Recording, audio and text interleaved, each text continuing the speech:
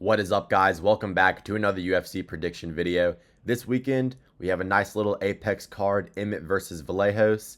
Unfortunately, last week with Max versus Charles Oliveira, I got my first main event prediction wrong during 2026, but we're looking to get back onto our winning ways, and without any further ado, we'll go ahead and get right into the full card predictions. First fight on the card, Su Young-Yu versus Elijah Smith. Su Young-Yu, decent grappler. He has a win over AJ Cunningham, and I believe he fought, Long Zhao. Got the win there. And the Long Zhao win is pretty solid. Elijah Smith, on the other hand, I've said this about him multiple times. I think he's much more of an athlete than he is a fighter. You know, you saw in the Vince Morales fight, the Aaron Tao fight, they had a lot of difficulty in those matchups. You know, Aaron Tao kind of putting the pace on him, and Vince Morales, a lower level fighter, had him in all sorts of trouble with submissions, throwing up different types of submissions, catching him in those. And he did have a nice little slam win last time out against Kurzawa. And Elijah Smith is a talented striker. He has crispy technique, good 1-2s, good calf kicks. He's a well-coached fighter, and you can tell that. I think he's going to win a decision here because, his defensive grappling, his takedown defense is pretty solid, and he has shown to be able to escape submissions, even if he does get put in them. And I think on the feet, he's going to be more active, going to be more accurate. Su Young-Yu kind of gets caught taking pictures at times, and he wasn't as dominant as I would have liked him to be against AJ Cunningham for me to pick him here against Elijah Smith. But I'm going to say this right now. I don't think Elijah Smith is going to make it very far in this division. He doesn't really have fighting spirit, and he's, more concerned about being a rapper. And also his dad is his coach, and I never like that in combat sports. I don't like the father being the athlete coach. That tends to fall apart when they actually get to the highest level. But yeah, give me Smith by decision here. Next fight on the card, Sosa versus Lacerda. Now, Sosa making his debut here. He is coming off the Contender Series where he beat Max and Lee. Kind of had a grappling heavy performance there. I'm not necessarily sure he's going to easily be able to do that against Lacerda. Lacerda, his record's not great, but Stamen and Blackshear are two decent fighters. This fight kind of took place more so on the feet, where Lacerda didn't look bad on the feet. And we know Blackshear is a very talented grappler. I'm pretty sure he got a ground and pound TKO there. Lacerda was kind of playing the jiu-jitsu game a little too much. And, Simon Oliveira is really, really bad. So it's no surprise that Lacerda got the job done there. He's going to be able to throw up, submissions to try to hinder Sosa's wrestling game. On the feet, Sosa isn't that great. Lacerda, however, he trains with Jose Aldo, kind of has that forward marching, slip and rip type of style with the heavy low kicks on the feet when he does strike. This could be a tricky one. I'm going to pick Sosa to win a decision. I don't think he should be as big of a favorite as he is, and I'm just kind of fading the inactivity of Lacerda. And also, Oliveira, is just a terrible win. I think Sosa can replicate some of the success that Stamen and Blackshear had on him. So yeah, give me Sosa here by decisions. It'll be a closer fight, though, than the odds suggest. Balaji Oki versus Manuel Sosa. This is a very, very good fight. I think this fight is going to be fireworks. Two aggressive power punchers here. Manuel Sosa, he fought a Mexican grappler on the Contender Series. I think the dude's name was Reyes, but I remember I had action on Sosa there. I was very disappointed in his performance, but he was able to come back and got the third round TKO. And he definitely kind of has the clutch gene when it comes to that, because he was pushing for the finish the entire fight, even when, he only had a split second on the feet after getting up from a takedown. But definitely a tenacious fighter, very aggressive. Balaji Oki is as well. You remember his Contender Series fight versus Dylan Salvatore, I believe it was. Just overwhelmed him with power punches and got the quick TKO there. And he was able to beat Michael Aswell in the UFC, got subbed by Chris Duncan, and then I believe he lost last time out to Mason Jones by submission. But, Mason Jones, Chris Duncan, those are two very high-level lightweights and very well-rounded skill sets on Duncan and Mason Jones as well. And also just bricks for heads, super durable fighters. Manuel Sosa does have the win over Mauricio Rufy where he knocked him out. Of course, that's going to be looking good considering the success that Mauricio Rufy has had in the UFC, knocking out Fiziev, top contender now. But, Manuel Sosa is like a minus 250 favorite. I think Vellejos live here as a dog, but I think that his durability is questionable, and I also think that his fight IQ is just not good. He has very good hands, very good shot selection and power, but sometimes he'll just gas himself out looking for the finish. He could just get like a knockdown around sometimes and just win on the cards that way, but sometimes he overextends. It can, leave him open for certain counters. I think that on the feet, though, if we're not having to worry about any grappling whatsoever, Sosa will probably win this via second round TKO. I think he'll get dropped in the first round, and then, he'll be able to come back, rally in the second, and get himself a KO. So, yeah, give me Sosa by knockout. Interesting fight here, Miktabek Orolbai versus Chris Curtis. Now, Orolbai, he is a decent prospect, but his game is very flawed. Does not fight well off the back foot, does not have a good lead hand whatsoever, and his head movement, to be fair to him, looked better in the Jack Hermanson fight than it has, but I'll never forget that Mateusz Rebecki fight. He looked fucking abysmal in that fight. Excellent fight, a war, but that's a fight that he should win 9 out of 10 times, and I had big action on Orolbai there. Incredibly disappointing performance by him. And this is a very similar matchup to Mateusz Rebecki. Now, Chris Curtis doesn't offensively grapple in the same manner that Rebecki does, but in terms of just the boxing style and the pressure, Chris Curtis brings a lot of similarities to the table that Mateusz Rebecki did. Orolbai can't fight southpaws. He can't strike against southpaws. We saw that in the Rebecki and the Medic fight. The only reason Orolbai beat Medic was because Medic, isn't really a great grappler. He was able to take him down, rinse and repeat, neck crank him. Orolbai has great grappling. We saw that, of course, like I just mentioned, in the Medic fight, in the Tawfiq Musayev fight. He was able to get takedowns going, got the Kimura there. In the Elves Brenner fight, he gassed out there. He landed a big right hand to drop Elves Brenner in the third round, but the performance overall really wasn't that clean, and Brenner wasn't pushing much of a pace.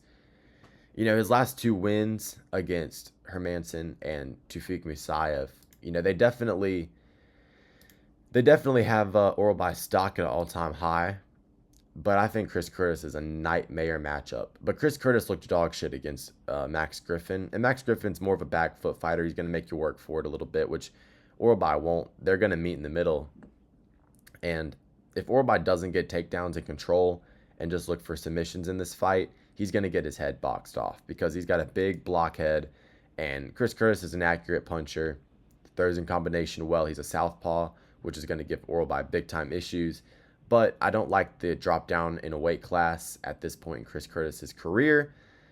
Definitely not. He looks slower and kind of withered. I'm going to pick Orolbai to win a split decision here, but be careful throwing Orolbai in your parlays. Be careful betting on Orolbai here in this spot. I'm not touching this fight because Chris Curtis is live. He is live to win as a big-time dog. Next fight on the card, Eric Anders versus Brad Tavares. Brad Tavares, he's kind of just a middleweight at the end of the day. Lost to Brychek, beat Mearshart, lost to Park, lost to Robocop, beat Chris Weidman, lost to Bruno Silva. That's a bad look, especially, we've seen how Bruno Silva's been looking recently. But he's a staple in the middleweight division. He's fought Izzy, he's fought Robert Whittaker, he's fought kind of everybody. He's been around for a very long time, lots of experience. The fight IQ isn't always the best, but he's a reliable fighter. Typically he is tough, but recently he's been taking TKO losses like against Robocop and against Brychek.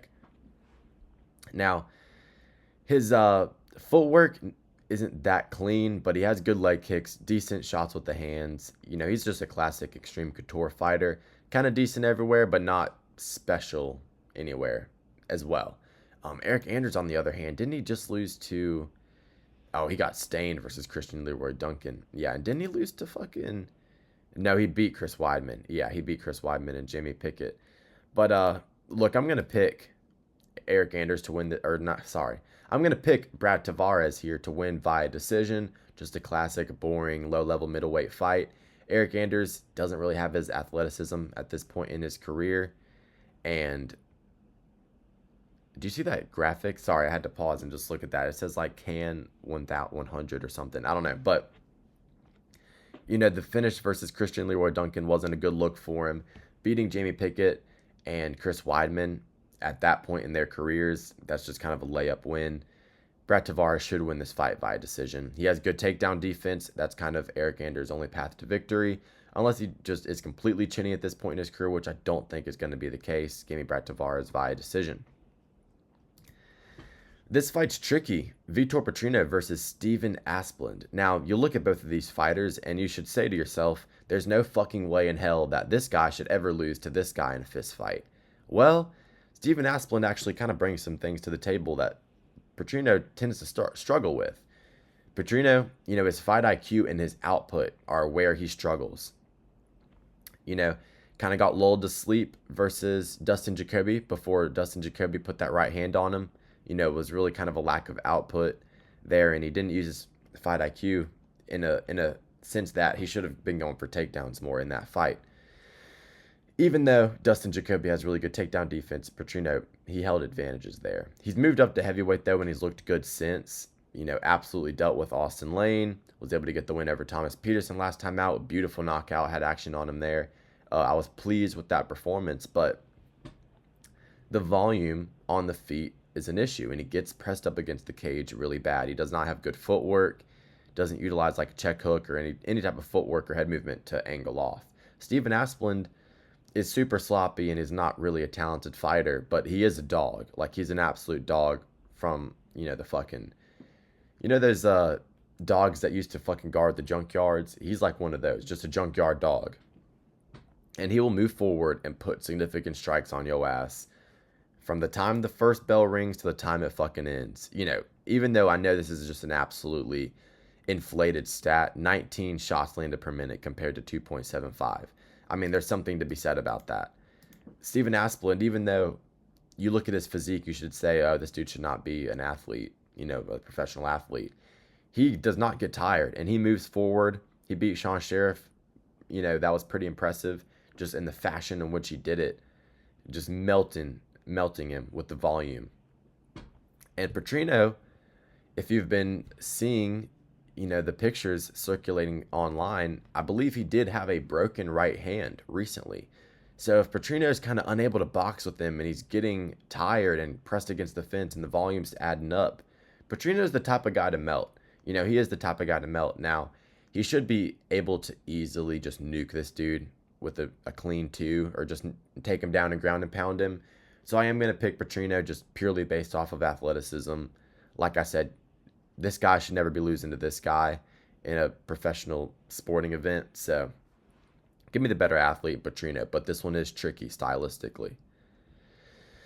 Next fight on the card, Charles Johnson versus Bruno Silva. I'm going to pick Bruno Silva here to win. He impressed me in his last fight versus Park. I really liked the performance. You know, lost to Joshua Van, lost to Manel Cap, but those guys are, well, I'll say those guys are better than Charles Johnson. Charles Johnson has a win over Joshua Van. And the win over Leonard Kavanaugh is crazy impressive too. Charles Johnson is just a hit or miss because he got fucked up versus Alex Perez last time out, which is really surprising. Got KO'd bad. And this is a quick turnaround for him, and it's the reason I'm picking against him, because this seems kind of like a Cope turnaround, a quick turnaround comeback. This kind of seems like just a quick turnaround just due to Cope for Charles Johnson. He hated how his last fight went till he wants to get back on the horse real quick, get back in the win column. Because he's salty about Joshua Van being champ. He's salty about Leonard Kavanaugh getting to the top of the division before he has. But Bruno Silva's a bad matchup for him. Bruno Silva has good grappling, excellent speed in the hands. Like, I think his hand speed might be faster than Charles Johnson. Charles Johnson has better boxing, better kickboxing overall. His footwork's probably better as well, but Bruno Silva hits harder. he has nasty, nasty counter shots with the hands. Good pull too, good little slip left hook, and he hits hard when he does land. Nasty calf kicks. The volume tends to be where he falls off a little bit, but I love the counter shots. I love the calf kicks, and the grappling is going to be a big time advantage for him here. I think Bruno Silva can get a submission win against Charles Johnson. So, yeah, give me Bruno Silva by sub. Lock of the card here, Jose Miguel Delgado versus Andre Fili. Now, I faded Andre Fili in his last fight versus C-Rod, and I low-key think C-Rod won that fight.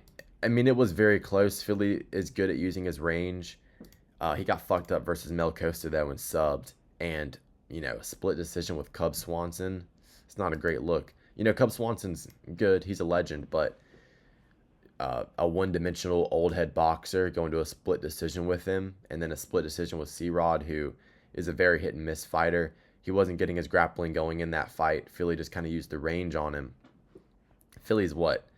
Almost 35 years of age now, and he's been knocked out how many times? He got knocked out by Dan Ige. He beat Almeida by TKO, but, lost to Nathaniel Wood. But his fight with Nathaniel Wood was nowhere near what Delgado's fight with Nathaniel Wood was. Knocked out by Brito. He's been KO'd before. My point being is I'm picking Delgado by TKO. MMA Lab product, insanely dynamic striking, one-shot KO power in knees, feet, and hands. He's just an absolute talent. On the Contender Series, had an amazing flying knee. I believe in his UFC debut, head kicked Connor Matthews. And then, what was his next fight? Kneed Hyder Emil's head through the fucking ceiling. His knees and his shot selection, his combinations are excellent. His fight with Nathaniel Wood was very, very, very competitive. You could give that either way.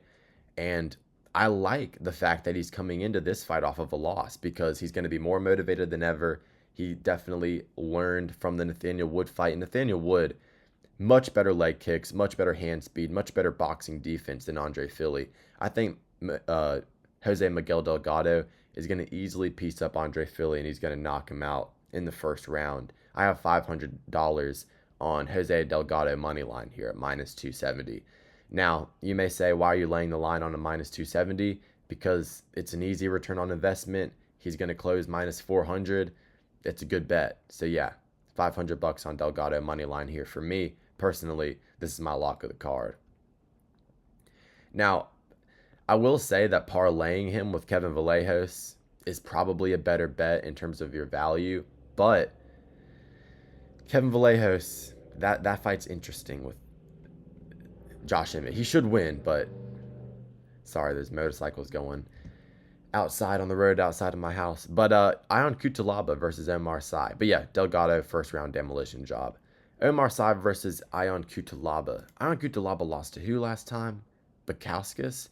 That was a really close fight. Bakauskas looked like shit versus Nikita Krylov. Cutelaba brings some things to the table that could give Omar Sy issues. He has big-time pressure, big-time power, and his grappling's decent. But I think Omar Sy is the more technical grappler. I think his bag takes are better. I think he can probably pull a guillotine in a classic French way if the blast double leg is something that Cutelaba goes for. I think Omar Sy is going to be better in the clinch.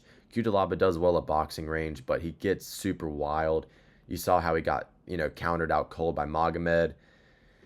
I think Omar Sy is going to just hold the talent advantage here, but I don't like his I don't like the look of his fight versus Alonzo Menifield by any means on that Atlanta card. He fought really bad in that fight. But Menifield's decent, but Menifield's very similar to Cutelaba. But I think Cutelaba is going to give Omar Sy more openings to land some crispy counter shots. I think Omar Sy can get some takedowns here. And the win versus Ribeiro last time out was pretty solid. So, yeah, give me Omar Sy to win this fight. I won't get into the weeds, but give me my girl Gillian Robertson to defeat Amanda Lemos. Robertson all day. All right, Josh Emmett versus Kevin Vallejos. Josh Emmett, recently, man, when was the last time he won a fight? Bryce Mitchell? Well, he's only on a 2-fight losing streak against solid competition as well. Lerone Murphy, Yusuf Zalal. And those two guys are very different stylistically than Kevin Vallejos. The most similar opponent that Emmet has fought recently to Kevin Vallejos was, of course, the GOAT of the sport, best fighter in the world, Ilia Topuria. Emmet, if this is just a pure boxing match, you can't say he's not live to just land a nuke right hand. Now, Vallejos is very clean with his defense, his head movement, his blocks, his parrying. Everything about his head movement and his boxing skill set overall is very, very clean, very, very sharp. He's implementing kicks better in his game as well. His one loss that he has taken in his career was to John Silva, where he kind of got out-kicked in that fight. Kicks to the body, kicks to the legs. That kind of won John Silva that fight. And ever since then, he's been implementing a lot more kicks in his game when the opponent calls for it. Now, his last fight versus Giga Chikadze had big action. I had huge action on Vallejos in that fight, parlayed with Manel Cap. And that fight had me worried because he was getting eaten up with body kicks. He does not react well to body kicks, and he doesn't defend them well. And if Giga would have came up top with a head kick, it probably would have been lights out. But eventually, Vallejos lands two beautiful right hands in a row. And then as Giga goes to exit out, lands that spinning back fist. And that was a very impressive finish by Kevin Vallejos. Good little scrap with Danny Silva. Nice TKO win versus Choi. Timed that. Slipped the jab. Timed the overhand right perfectly there. And like I said, Contender Series, he fought twice on there. Competitive scrap with John Silva. Beat Cam Teague by TKO. Just made him look like a heavy bag in that fight. Josh Emmett, he has some wrestling in his back pocket. Took down Lerone Murphy. On the ground against Topuria, he kind of got handled, but, was defending all the takedowns versus Bryce Mitchell. You look back at kind of earlier in his career, got subbed bad versus Rodriguez. Kind of got speed mogged in that fight. But you look at his win versus Ige, you look at his win versus Calvin Kattar, even Shane Burgos, kind of when he was more in his prime, 5 or 6 years back. He has good boxing, decent leg kicks, and good wrestling. And he's an experienced fighter. If he can get, a good takedown here, get some ground and pound going, land some mean ground and pound shots, maybe that could deter Kevin Vallejos. Kevin Vallejos has never been 5 rounds in the UFC. I believe he has outside of the UFC, but Josh Emmett's been in a lot of main events. We're still not 100% sure how Kevin Vallejos' cardio is going to hold up around 3, 4, 5 in a high-level fight. Maybe Josh Emmett gets takedowns here. And, of course, he's always live with the power in his hands. I mean, he could fucking knock out a horse. But, of course, I'm going to pick Kevin Vallejos by TKO. It might be a decision, but I'm going to pick him by TKO. I think that Josh Emmett is, of course, regressed at this point in his career. I don't think he's going to get takedowns. I don't think he's going to land the nuke overhand big meaty hook. And Kevin Vallejos is just going to chip away with calf kicks, in and out movement. The boxing prowess is on point from Vallejos, so I think he's going to use that to full effect. Piece up Josh Emmett. Lerone Murphy had pretty good success just landing 1-2s, clean shots on Josh Emmett.